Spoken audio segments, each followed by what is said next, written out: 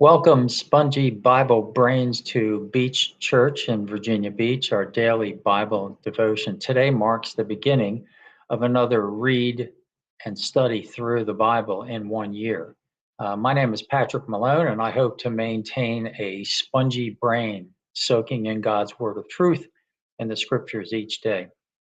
I have the privilege, along with 5 other people from our church, to interpret uh, blocks of 3 and 4 chapters of God's Word each day. We are blessed and we take the responsibility seriously. And we hope you will be edified by what are mostly about 10-minute devotions. Now, today we begin at the beginning with the first 3 chapters of the first book of the Bible, the Old Testament, Genesis. Now, to prepare today, I reviewed introductions in my study Bible, the whole article on how we get the Bible, how to study the Bible, a preface to the New King James Version, which is the translation that I like, an introduction to the Old Testament, an introduction to the Pentateuch, which is the first 5 books of the Bible, a description of the harmony of the historic books of the Old Testament, an introduction to the prophets, and of course, an introduction to the book of Genesis. Now, you will be blessed that I'm not going to share any of that information since our time constraints do not allow for it. But I encourage you to get a good study Bible and read similar introductions for yourselves. Let's begin, however, by saying some very brief and basic things about the book of Genesis. It is a book of origins. In the beginning, Moses is the author. Chapters 1 through 11 are primeval history, showing creation and eventually the need for redemption from sin. And then chapters 12 through 50 are what you will call patriarchal history, and it reveals the beginnings of God's plan of redemption from sin through the formation and calling of the nation of Israel to be a light to the Gentiles.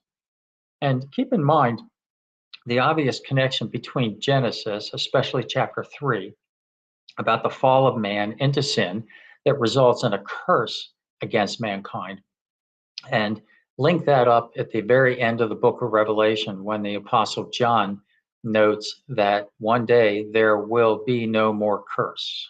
So this is all about God's plan of redemption. That being said, I assume we know the details of creation and that of mankind in chapters 1 and 2 of Genesis, and the fall into sin in chapter 3. So I'm going to avoid retelling you what you already know and just point out some interesting observations that may help you read with deeper understanding. So let's jump right in. Here's one. Keep in mind that Moses was inspired to write the first 5 books of the Bible, and that Israelites probably didn't know this information until they were about ready to go into the promised land. In other words, God is, through Moses, giving his people an understanding of their place and calling on the world stage. This is interesting to me because I have never read through the first couple of chapters of Genesis and had in my mind a picture of the Israelites on the plains of Moab waiting to enter the promised land by crossing the Jordan, and how they needed to know this information. That's good context that helps me understand what God's trying to do here. Jump ahead to verses 15 through 19, and it speaks of the 2 great lights, and that they're there to divide the light from the darkness. So it's important that God's people knew that it was God, not some other deity, who created the lights.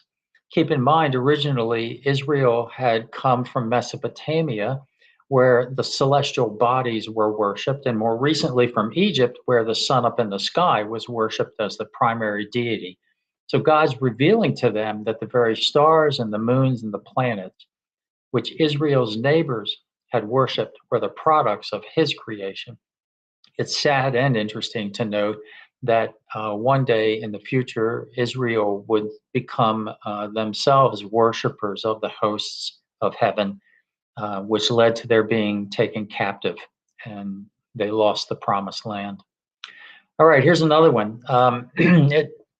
The pinnacle of God's creation is man, male and female creatures who have a unique relationship with God. What's unique about it? Well, we are able to embody God's communicative attributes. In other words, we have language and speech. No other creatures have that. And in our rational life, we are like God in that we can reason, we have intellect, will, and emotion. And in a moral sense, we were like God before the fall in that we were good and sinless. There's no other creature like us. We're pretty special. Now we get into chapter 2 and we start getting into the details of creation. And I love this. It mentions that man was formed from dirt. Here's an interesting conclusion from that. It seems obvious that a person's value is not in the physical components that form their body, but in the quality of life that forms their souls. We should know that. We know that. How cool is that, though? And then in chapter 2, verse 18, we learn that it's not good for man to be alone, right? Now, the words of the verse emphasize Adam's need for a companion, a helper, an equal. He was incomplete without someone to complement him in fulfilling the task of filling and multiplying and taking dominion over the earth. In other words, this points to Adam's inadequacy, not Eve's insufficiency. Woman was made by God to meet man's deficiency. So pay attention, men. I have to apply this when I really hate admitting to my wife that she was right and I was not. Anyway, you got to apply God's word. All right, and here's the final interesting note to help you read with better understanding these first 3 chapters. All I want to highlight about chapter 3, about the fall of mankind, which one could spend weeks studying about this, okay? But I just want to put in a note of understanding for Adam and Eve. Keep in mind that Eve ate of the apple not because she had decided that God was no longer to be trusted and she was done with that relationship, as though she was angry and felt betrayed, right? She was deceived. She was tricked by the master trickster, the prideful liar himself, the fallen rebellious angel Lucifer, Satan. So cut Adam and Eve some slack in your condemnation of their sin. Interestingly, the term slack is a sailing term, and it refers to loosening a line or a rope from being tight or too tight. Well, thanks be to God that through Jesus, God cuts us some slack of understanding and offers a path of redemption. God has loosened our rope of death by hanging, so to speak, and invited us down off the scaffolding to follow him. Okay, honestly, I'm not sure how I went from eating the fruit of the tree in the Garden of Eden to a scaffold for the execution by hanging, but hopefully you get my drift, which is also a nautical term as its origin is linked to the motion of a boat that is moving along with the current.